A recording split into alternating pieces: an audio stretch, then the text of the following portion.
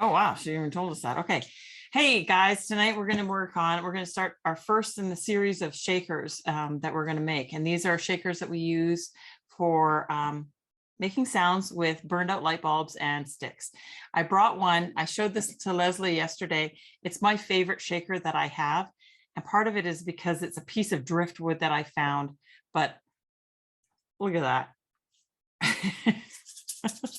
So yeah, I forgot that it was upstairs. Anyway. Oh, and there's the one Leslie has. This is one that I bought that Karen made. I bought it for my husband.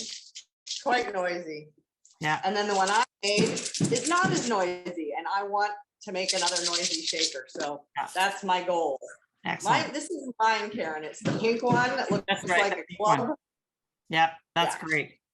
So yeah, this one's not very loud, but you know, sometimes it just takes a while for it to get to the point where it is louder. It breaks a little bit more and more. So anyway, so those are the ones, that's the one I have.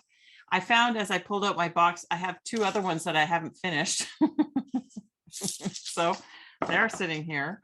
I have chosen one of these light bulbs and a stick for us to do for tonight, but I did also find that giant light bulb that I'm going to work on, and I'm going to show it to you. This is my giant light bulb. So I have to figure out exactly what I'm doing with it. Leslie came by and picked up some light bulbs from me, and she got a nice long skinny one, and it's like, okay, well, you just got to make sure it's not very phallic looking. I know. I know. I'm going to start with that. I have to figure out what I'm going to add to it to make it not go that way. Exactly. Okay. So anyway, we can do lots of different things with this medium, with this the paper mache. I remember years and years ago, I made actually paper mache bowls with my friend, where you just use a balloon and then you make half a bowl. And we made these beautiful bowls and painted them, and they were a lot of fun. I did this with my students when I had my art classes at home here. And this was a little bit too much for my students to do, but it's a wine bottle with a neck, and it becomes this kind of goose thing. I know that when I was doing this at home, the kids were a little bit, it's such a long process because it takes forever to do it, and you have to keep adding and adding until it gets nice and smooth and stuff like that. So I have that one, and I have my unfinished guy, and he's sitting here for the last 5 years not being done. So anyway, but for tonight, we're going to start with our light bulbs and our sticks, and I'm going to show you how to put it together. And I hope you were able to make some of this paper mache. Mine turned out quite thick. In fact, it's so thick I can't even, it turned out very thick. So, but that's okay. I can still use it. So thick is okay for me. I'm going to switch the camera now so that it's pointing down. So I think it's that one. There you go. All right. So here I've got this light bulb. I like using the burned out ones because I just feel like it's more useful. So we were talking just a few minutes earlier. I have lots of masking tape here. I have some newer rolls of it, and I also have some older rolls of masking tape. If your masking tape is not working very well, like it's super sticky and it's ripping apart like this, you can put this in the microwave, and Elizabeth did hers for about 20 seconds and it comes back, and then you can use it. So, but what you want to do is you want to create a connection. You want to connect your light bulb to your stick. And sometimes it's just starting to add layers and layers of masking tape to do that. And I'm just going to do some up and down sort of tacking. Do we need to wash the light bulb, or does that matter? It's going to be on the inside of all your paper mache, so I don't know if it really matters. I know sometimes kind of textural feeling. Yeah. Sometimes the light bulbs are kind of greasy or dirty and stuff like that. I don't bother because it's inside what I'm doing, so I don't really worry about it too much. Like, do I want to spend my time washing light bulbs or doing art? I'll do art. Anyway, so I'm just putting a few pieces just to tack it where I want it in line with this stick. Now, some of the things, I have a couple of ideas around sticks. Okay, I'm gonna use the new stuff because that stuff needs to nuke. Is quite often when I'm doing them, I like to show a little bit of the wood. If it's a nice wood, like these ones here, this is kind of a neat wood, and you can see I've got paper mache all over them, but there's this really cool sort of edge here that I'll probably keep, and some of the wood is kind of nice. So once I start to paint this, I'll probably show bits of this wood, and same with this one. I might show a little bit of this wood because it's got some interesting things here. This one that I'm working on tonight is not particularly a nice stick, so I'll probably just cover the whole thing with paint. But sometimes I think it's nice to show the materials that are making things, like have just a little bit of a reveal of what you're working on. So I'm going to do lots of pieces of tape because I want this to have a nice strong base before I start putting my paper mache on. So I kind of it tapes on surprisingly well, because I've just put a few pieces on and it's already holding on pretty well. Yeah, it does. I like to have lots of tape on there just because I have had them, because quite often after I break the bulb and I'm trying to break the glass, I can easily push it. So I want to make sure that I have a nice collar holding that. Yeah, you're right. I only have a few pieces of tape on there. And then it's going to be much stronger once I add the, start adding the paper mache. So I'm just going to stabilize mine a little bit more. Now, the other thing you can do, if you want to do some interesting things, like the one that Leslie showed with the purple on it, she added, she might have had little nodules on the wood, but you can also add things to your paper mache to give it a little bit of dimension. So I know that on some of mine, I've added beads. And I don't even remember. I think they were wooden beads. Yeah, I had some wooden beads at the class. Yeah. So you put some wooden beads on that to add that sort of nodule sort of thing. On this little goose here that I have these round bits, and these are like, oh, I don't know, like pop lids or drink lids or something like that. And I just did 3 of them. So you can do things like that where you're adding other things to it to create, you know, something else. I mean, even like with him, I've got his little flippers, which I just made out of cardboard, but they're on there. Oh, sorry. They're pretty stiff. Those are cute. Brooke did, I like your flippers. Brooke did I don't know, a goose of some sort. Yeah. But it's been sitting in my studio. I just love it. Yeah. Painted little heart, and it's got a little tail. Yeah. A little blue base. Well, so good use for fine bottles. Yeah. So, yeah. Anyway. All right. So I've already got a pretty good base on here. The other thing that I'm noticing about the stick that's not so lovely is actually the end of my stick is not so nice. So I'm probably going to want to paint over that. So I'm probably going to add, you know, I could put something on there like a lid or something like that, or I'll just cover it with tape and then it'll be covered with Mod Podge or whatever. Actually, I don't even need to put tape on it. I'll just cover it with my paper mache. Sorry, not Mod Podge. So, okay. So once I've got this, I'm ready to start putting on my goo. So Karen, I just joined. Did you attach that with any glue and then the masking tape? I'm sorry. No, just the masking tape. I used a couple of pieces of masking tape just to tape the bulb to the stick. Like I did it about 3 times, and then I wrapped some tape around it. It's not super solid, but it's enough to hold it in place. And once the paper mache goes on, it should be fine. Okay, thanks.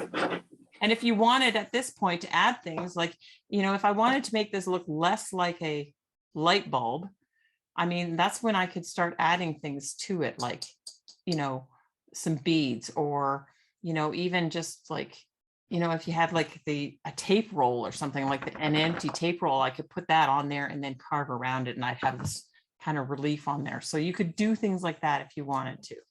So, But for today, I'm not going to do that. So I have newsprint here. My newsprint is nice and thin, and it has no writing on it.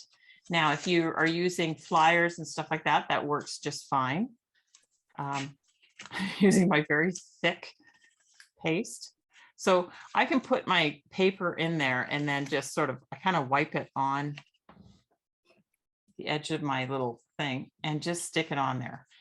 And here's my rule with putting the paper on is you can start with bigger pieces of paper and you work from big to small.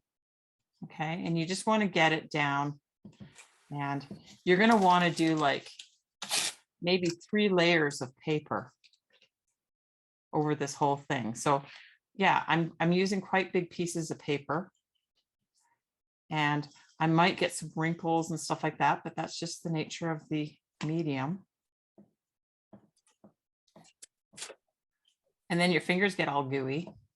This is so much fun. So you can just be really gooey. Gooey, gooey. Gooey.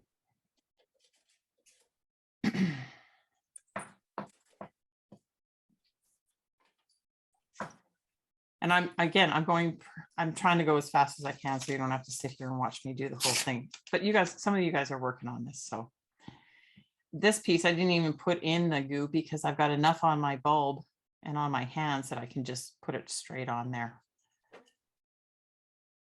So the reason you work from bigger to smaller is because as I'm doing this and as I want to, cover up some of these wrinkles and stuff that show up, then I'm going to want to use little, like smaller pieces of paper to sort of cover any holes or cracks or anything that shows up. For now, I can go quite big.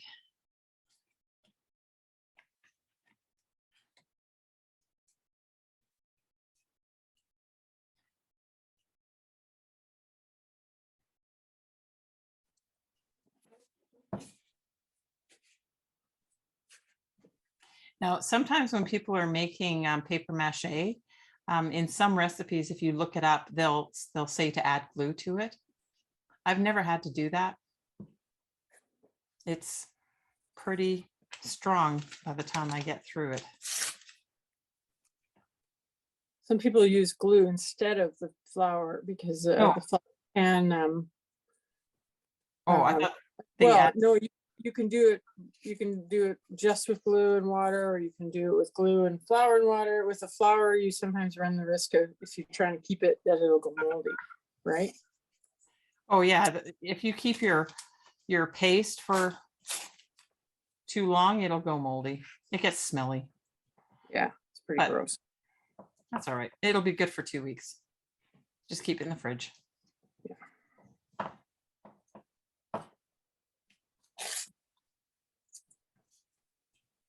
If you do it with just glue, you have to use a lot of glue. I know that from experience with at the school. Me, I'm too cheap to do that. Well, yeah, the school board was paying for it. So it was faster. Yeah. Well, and this is pretty much what we're going to be doing tonight, because by the time you get all your layers on, we'll be done. And then we need that drying time. So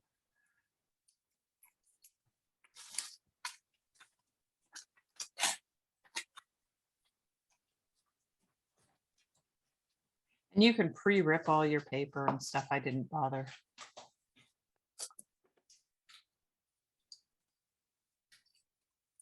Sounds like somebody's cutting theirs.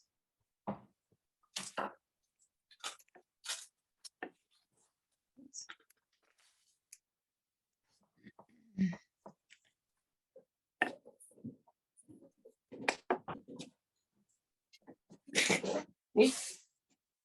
What? Did you say bye? Yeah. Why? Monday. Oh, I'll come and say goodnight. So you can say hi to Karen. And to Karen.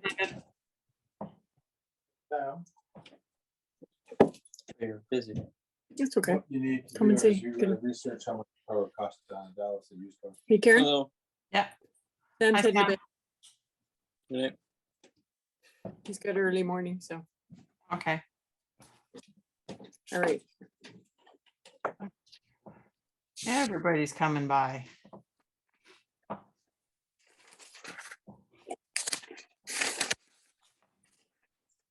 All I can hear is Sydney crunching on chips over there. She's over across the room, but she's having those Himalayan salt ones that are so crunchy. Oh yeah, super crunchy.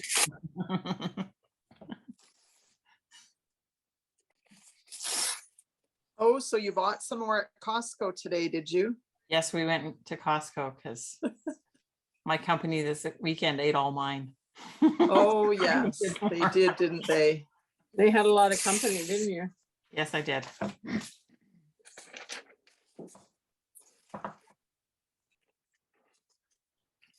So now, when I'm doing this, I will likely bring down the paper mache to cover all my tape, but I might not take it right across the wood, right? Because then I can just paint the wood directly. I can sort of feather that paper into the wood so that I don't have to cover the wood, because I mean, if I really wanted to paint it, I could gesso it and then paint it, or prime it and paint it, or just stain it, or So Karen, sorry, I missed the first part. What's the consistency of your flour thing? mine is very thick. It's much thicker than I meant to, because I can actually turn it upside down. It doesn't fall out of my container. Mine's sort of like a pudding, like a custard. Yeah, Is it that- should be more like that. I think mine's more like oatmeal.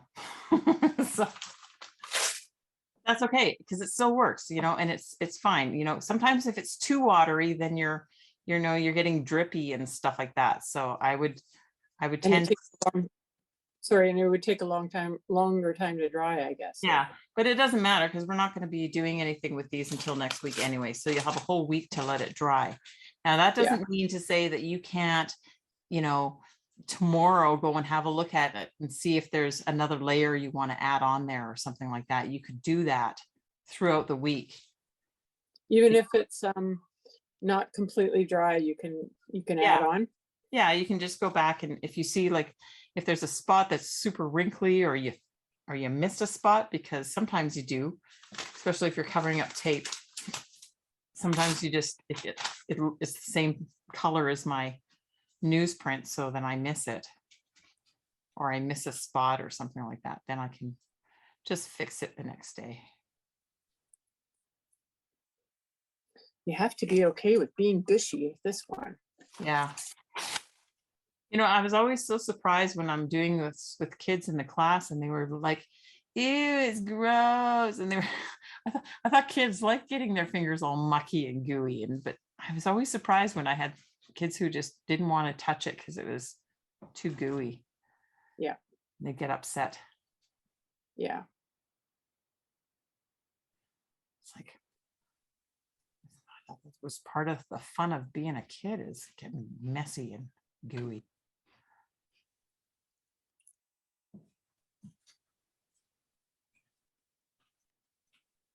Sam was always like that. He didn't like getting messy. Oh. He didn't like having even clay on his hand. And I thought, how can you be my son? You don't want to get messy. Come on. Yeah.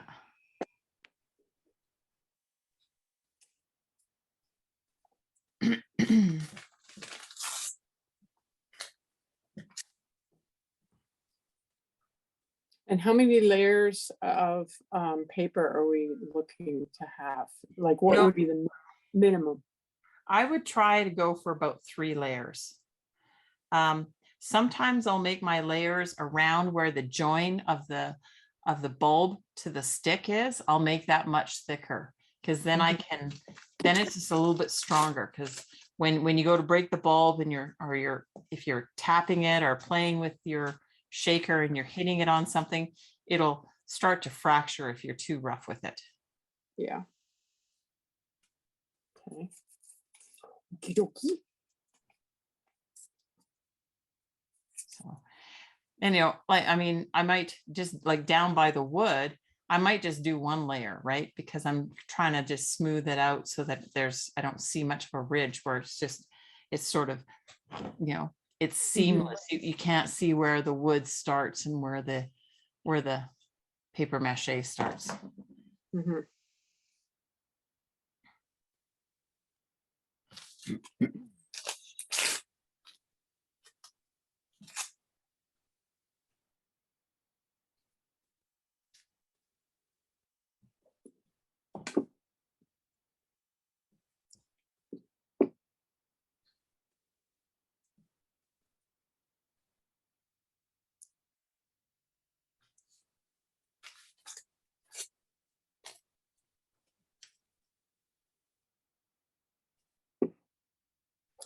Today I'm in my studio rather than my desk because this is a messy one.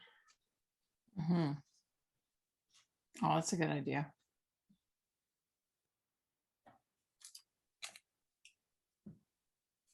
It is a messy one.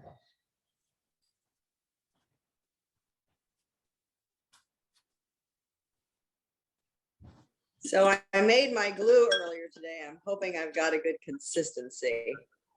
Yeah. It's, watery-ish. What is it? Mine's Yeah, I hope very it's not. thick. And then I just went and cut up, I was looking for something to add to my stuff. So I took a cork and I've cut it into some discs. Yeah. So I'm gonna try that. And then I was going through my beads to look for beads to do the same, but I think what I'm gonna do with some of my beads that I didn't really want to part with, but I don't love, probably not gonna use, I might put some of those inside to make extra noise. Well, sometimes when I do that also, when we're in the stage next week, when we're breaking them, sometimes I'll break through my paper mache a little bit. So then I can, if I create a hole, then I can go ahead and I can stick some things in there to help accentuate the sound. The other thing, So I know you can't really see this, but you think I've got enough tape on there at this yeah. point? It looks pretty good. Okay. Yeah, I think so. I think so. And then the other thing you can do with beads, and I've done this with a couple where I've actually, created like a little string of beads and attached it to the outside of the shaker, just to add some embellishment. And Sydney was suggesting, things like you could put sea glass or something, or glue sea glass or gems or something to the stick to make it look a little bit more magical or Harry Potterish. You can even do that, incorporate it so it shows on the actual shaker, on the outer shaker bit. Yeah, you could just glue them on right afterwards, and that could be, like a wand. yeah. So if it's really not sticking, do I just not sticking great? Do I maybe need to add more flour? Maybe. Yours looked really watery, so it needs to be thicker. Maybe mine's Okay. super thick. Like, do I need to heat it up to make it thicker, or does I do heat it to make it thicker. That's how I did it initially. I'm just trying to decide if I can't remember what the consistency was in class. It was sort of like really gooey. This is very wet. Yeah, it was more like a let's see, like a pumpkin soup or something. Okay, like something that's pureed. Yeah, so something like that, or between that and what I've got, which is kind of like tapioca pudding. Okay. More flour coming up. Okay. It feels gross on my hands, if that counts. Well, there you go. That's what you're going. I'm adding a rubber gasket to mine. Nice.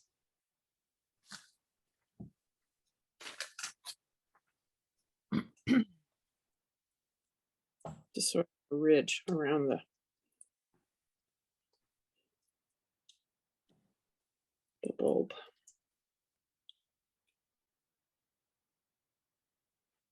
I think I need more water in mine. Oh, mine's coming out pretty good and it's pretty gooey, but it's working pretty good.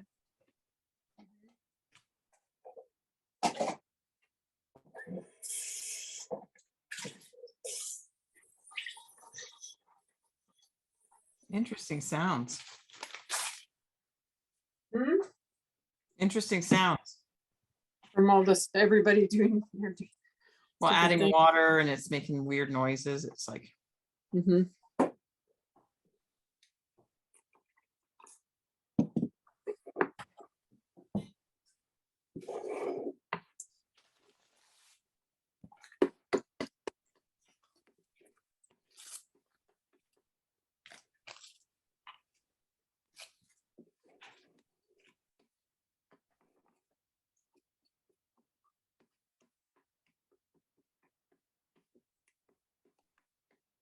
Better.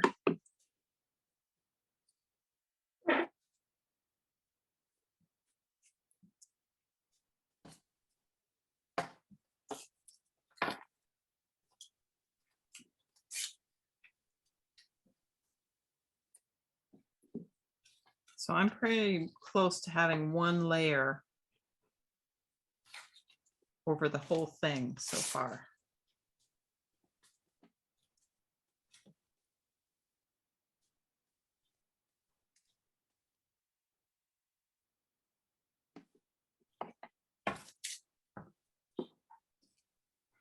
Oops. You're way too fast for me. Well, I keep trying to go fast so that you guys don't have to watch me, but or so I can keep ahead of you.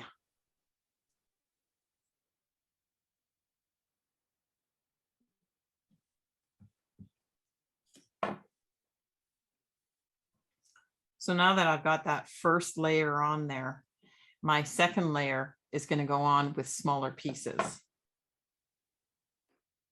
Because now I need to, go back through, and I'm kind of concentrating on clearing out any pieces that are sticking up or anything that has gone down kind of with a fold or something like that. I want to try and smooth out as much as I can. So, Jody, how did you stick on your washer or whatever you were sticking on? You know what? Because I've got kind of like a chandelier kind of bulb, so I just placed it on it, and I'm just trying to. It's kind of adjusting as I go, but I'm just sort of And you're working with the paper mache more than with tape. Yeah, I didn't tape it at all. I just put it on. I just went. So she made that sound too, didn't you hear it? Yeah. I'm gonna give that a go. Maybe that's the key. Make the sound. Yeah.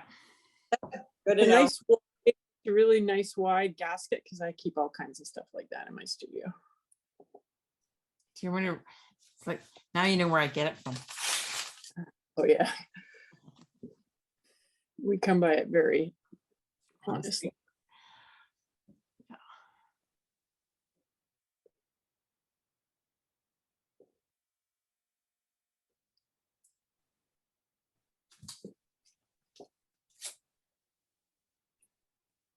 Well, and I've been having some fun on a slightly different matter. Finding, I had sort of bits and pieces that I use for texture for doing, the printmaking that Karen and I were doing with the jelly prints. And I've been making myself little handles and texture tools. I love making using cards. all the bits and pieces that I've collected. Not all, some of the bits and pieces I've collected over the years. Mine's looking like alien. Do you have to do the second layer, or is it fine?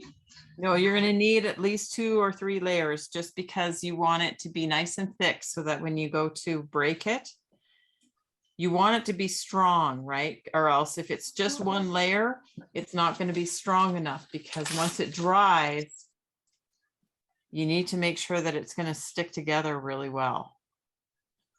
So Okay. You're building up a shell, basically. yeah, you're building a shell around this. So you want it to be nice and strong, especially if you're using something like a broken light bulb. You need to make sure that it's going to stay in there. If it breaks, you either have to redo it or throw it away because it's glass, right? Yeah.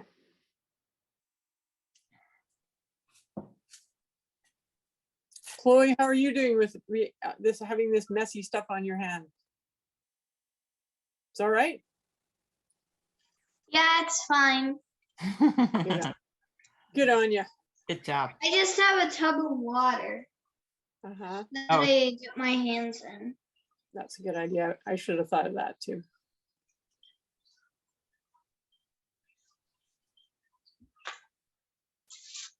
Gary, can you not try to bite my arm? Gary, stop it. Stop it. The cat is doing paper mache as well. Awesome. We saw the cat's bum earlier. She gave us a nice show. She's here. She's like, here's my bum. As a cat will do.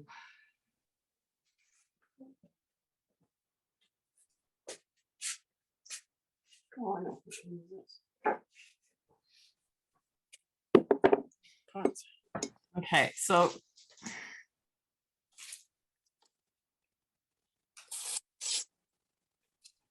I'm getting to a point where I'm trying to cover up any of these bits that are sticking up and or if they're a really weird shape, I'm trying to fill them a little bit. Any folds that I see, like I've got this fold that's right in here that I don't like. So that's a little piece of paper over that. Karen, have you had any, have you ever tried after it's dried to sand this? Does that work? A little light sanding? Yeah, we will be doing that next week. Oh, okay. In your supply list, I gave your supply list for the next 3 weeks, and next week you need to have some sandpaper. Okay. Now, not to say that you won't add more paper mache, because we're gonna you might sand it a bit, and then we're going to break the bulbs, and then you might need to add a little bit more paper mache. Mm-hmm.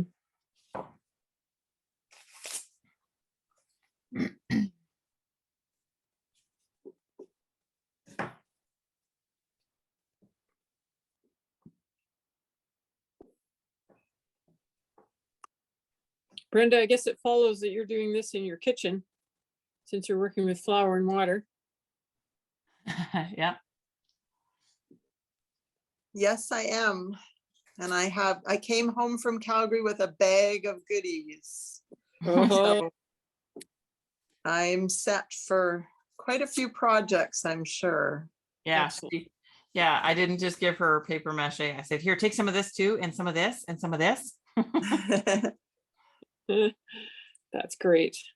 So anyway, so what I'm thinking of doing is maybe what I'll do is some of the stuff that we use for these projects that I have an abundance of, I might just, sometimes have a little bin on my front doorstep for anybody in Calgary who wants to come by and get stuff. Things And like we can add things to your bin in return. No. I don't. If it jingles like money, that would be okay. But no, yeah. But I think about, things like mat board and stuff like that, that sometimes I have that, like scraps of mat board that I have a surplus of that, you guys could use for projects. Or I even gave Brenda had, when she came by, I gave her a couple of cut mats, how I use them like a viewfinder. Mm-hmm. I gave her a couple of those because really, they're kind of a handy tool, and I see them all the time. I get them all the time. Mm-hmm. Yeah, they are very handy. I think overall I'm a little on the too wet side, Yeah, but I'm a little more like getting to be a little thicker, pasty. I've added more flour yet, but I feel like I'm very soupy still. yeah, So it's sliding around on it a lot and not, I need smaller pieces to make it do much. yeah, So too wet. too wet. Ah, well. Well, so like this, so when you make this paste, this is the same thing that we would use. I think I was showing you guys the paste paper a couple of weeks ago. It's the same sort of thing, Mm-hmm. the flour and water. And so paste paper, and the other thing that I use the same thing for is I make a wheat paste for bookbinding quite often. Except it's not as, well, it's not as thick as this, and I run it through a cheesecloth to get any lumps out when I'm doing bookbinding. And is it called wheat because it's using wheat flour, or is Yeah. there something more? Well, it's just that Yeah. it's just because you're using flour, so it's a wheat paste. You can buy wheat paste, but and it's nice and fine. It's really good for bookbinding, but again, I can just make it. So Mm-hmm.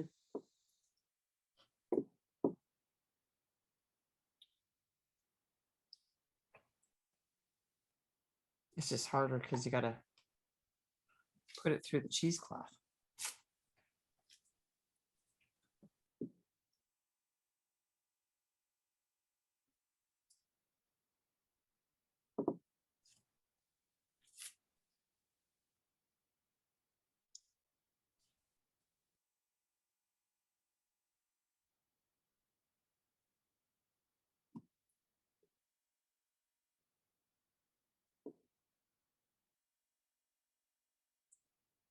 So I got a little vase, one that I needed to actually scrape the bottom of because it glaze ran.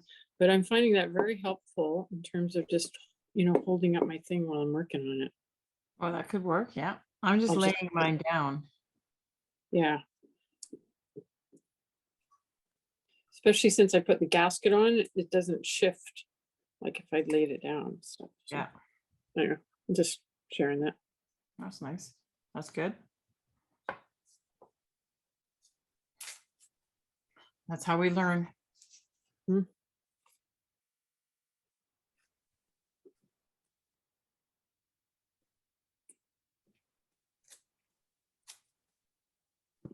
stealing that idea. I was doing the same thing. I started painting a birdhouse, and when I wanted to do the bottom of it, I turned it upside down and stuck it in a mug. So I'm gonna do why I didn't think about that. Oh man, it is. Oh well, it'll dry, I guess, eventually.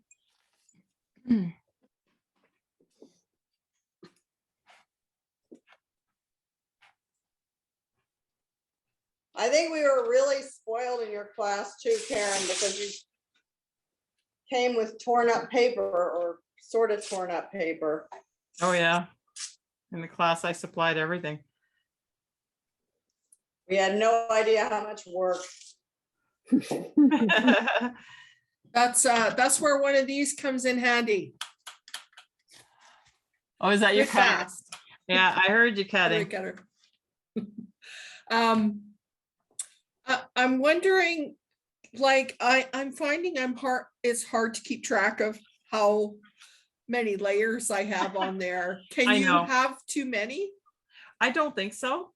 Okay. I don't think so. I think it's just, because sometimes I'll be going around the area and I see like a piece that's sticking up and I'll just add more. And it could be maybe a fifth layer on that thing. It just, until I get it to Right. sort of the consistency that I want, it's better to have more layers than not enough. Okay, And yeah, it's hard to keep track of where you are as far as your layers go. And definitely. you know, you're going to end up with areas that are probably thinner that you think that you've done already, but it's, yeah, it's a bit of a, yeah, just going over areas and areas and just until you think, I think I've covered this all. Well, I'm doing it, I'm gonna do this like, I'm doing it with just newspaper, so I've got print. But I think on my final layer, I'll use newsprint without any printing, not only for the painting aspect, but that will also tell me my final coat is Yeah. covering everything, you know, that's another Yeah. way of, That's another way of doing it. The other thing you can do, and I've done this before, you could have your final layer as like a layer of tissue paper. If you wanted to do like, you know, you can get colored tissue paper and stuff like that. And that would add like a base color to your piece. Kind of yeah. interesting. I actually have done some paper mache with tissue paper. It's very fine. Hey, Sydney, can you grab that little sculpture that's on my fireplace up there? I would think it would be really good in like a between little layers too. If you have like a layer on and you're not sure where your next layer, you know, if you do a tissue paper light color Mhm. and then you cover it, that might help. Okay, well, this isn't quite what I had. I guess I got rid of my tissue paper once, but this is a little paper mache thing that I did. And then I sewed it like it's just like a little paper mache dish. Oh, cool. Yeah. So you perforated the paper Yeah, I mache? perforated and then I stitched it just to make a little goofy little weird container. And that was just done on a balloon, I think. So I could take the balloon out and just make it into a dish. Because I like little dishes. Well, I just threw how many was it today? 13 tiny bowls. I love those things. Yep, it's so fun.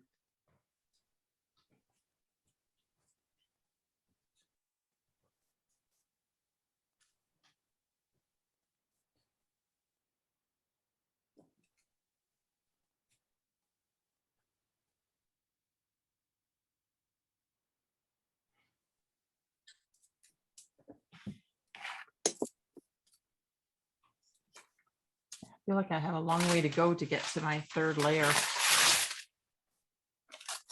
for these. I keep thinking, oh, am I done? Nope. Doesn't look like it.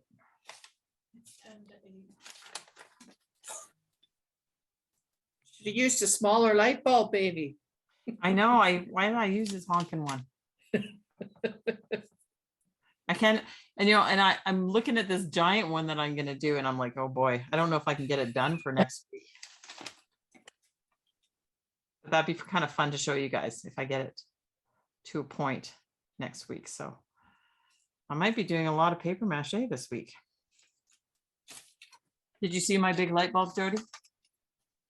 No. You talked about it before. Oh my goodness, that is gorgeous.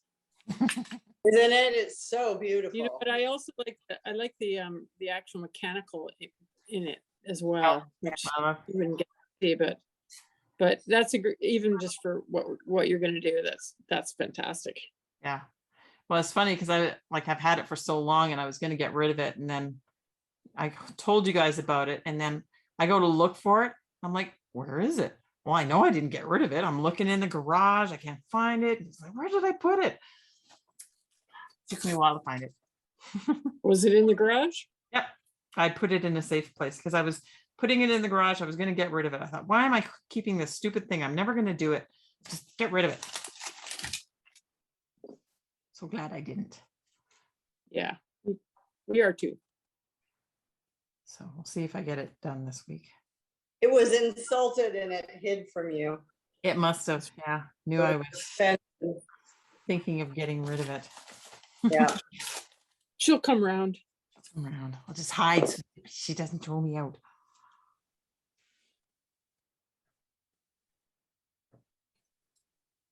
You know, I have a hard enough time not putting personalities on inanimate things. I don't need you guys helping me. So I always think that, oh, this doesn't want to go in the landfill. It wants to have a new life. Yes, that's another thing we share.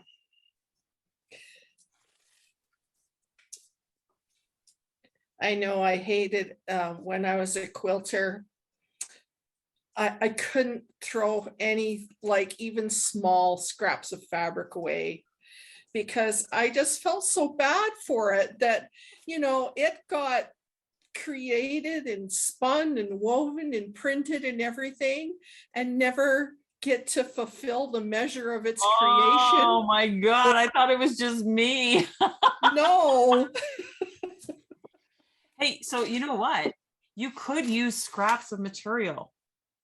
Also, Yeah, I was going to ask that one. Yeah. yeah, right? You could, I have lots of those. yeah, so does Brenda.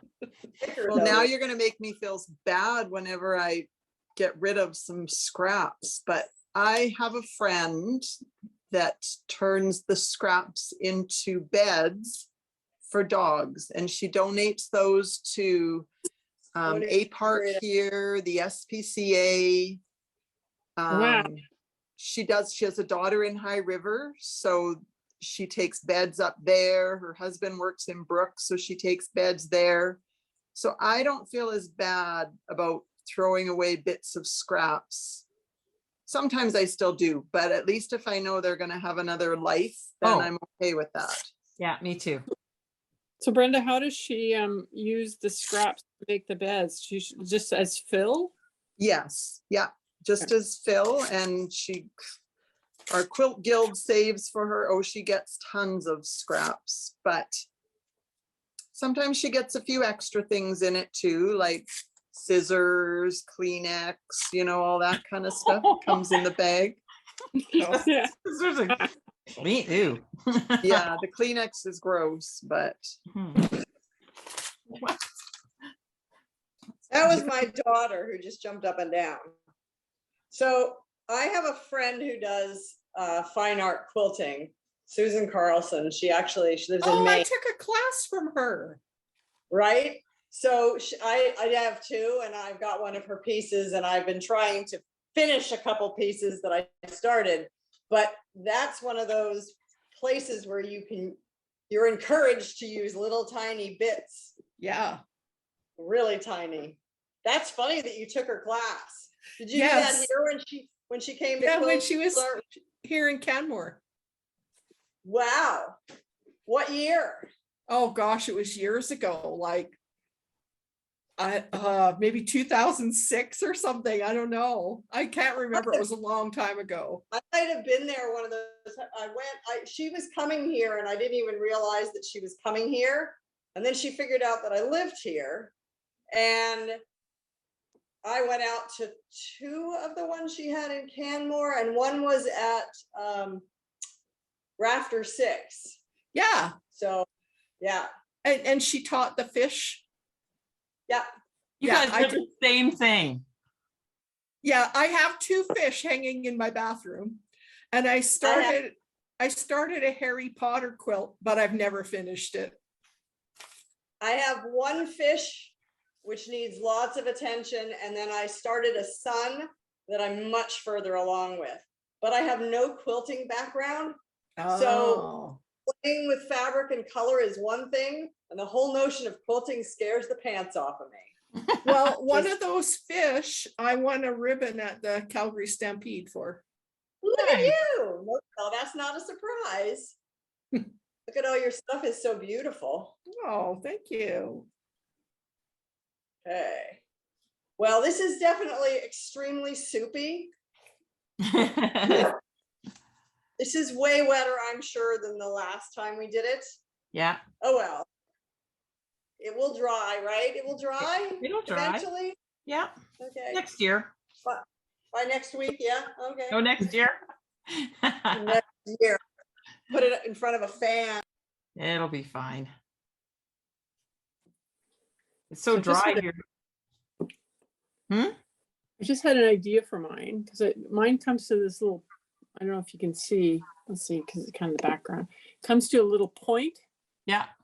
I think I'm gonna add, like, glue on like a little, I have some little cone shaped gaskets with some string and something to knock a little bit, you know? Yeah, you could do that, like have a string come out with some beads on it or something so that it's sort of, Yeah, yeah, that'd be fun. Yeah. It's Yeah. a little Dr. Seussish. oh, I like that. Sushis. Okay, I think mine is getting also kind of like floppy because it's so wet. Yeah, I did So I notice that mine was a bit floppy around the thing. because it's so wet.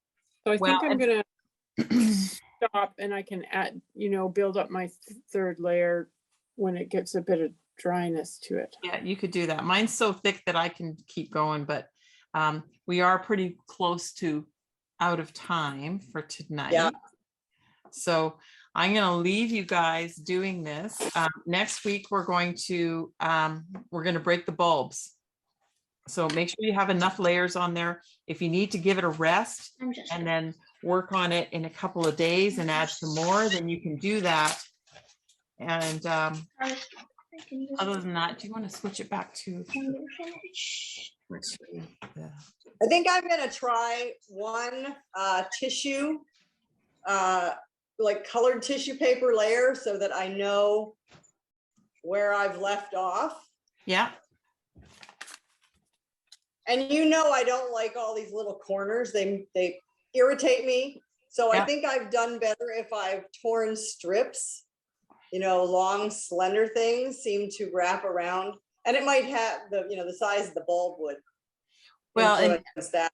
that's Right, right. And the size of your tears, right? Like if you're just tearing off like a little piece, like something like this, that's not going to Yeah. leave as many bends or something like that. They'll blend a little bit more as you're pushing them into your piece. You won't get any of those little wrinkles and stuff. So, and that's why I say I think you want to figure work in that. to smaller pieces that you're going to be adding, and that will make it smoother and smoother as you get to your outer layer. So anyway, so that's where I've gotten to on mine. Wow. So I'm I getting, love that yours isn't totally soggy and mine is just, I don't know if you can see this, dripping, literally. yeah. Ugh. Well, Yeah. like I said, my paste is it's so thick. But you know what? And that's okay because it works out just fine for me. I could work on this for another couple of hours and just get all my layers on there. So without having to stop for anything. But anyway, and then I was able to add a little bit to these guys because I can see there's a few little corners sticking out on those. So yeah. All right. That's great. So I'll be interested to see how your light bulbs are looking by next week. And yeah, you'll need a hammer next week and some sandpaper, paper mache, more of your paper. Now, if you're going to do your piece and all you have is colored paper and stuff like that, you might want to have some gesso or a white paint that you can just paint over it so that you get that nice white base on it. Okay. But that won't be next week either. That'll probably be the week after when we start painting. So, Yeah. Before you start painting. or before we start painting. Anyway, I got a crick in mine. All right, you guys have a good night and I'll see you next week. All right. Thank you. Good night. Thank you. Bye. Yeah. Bye-bye.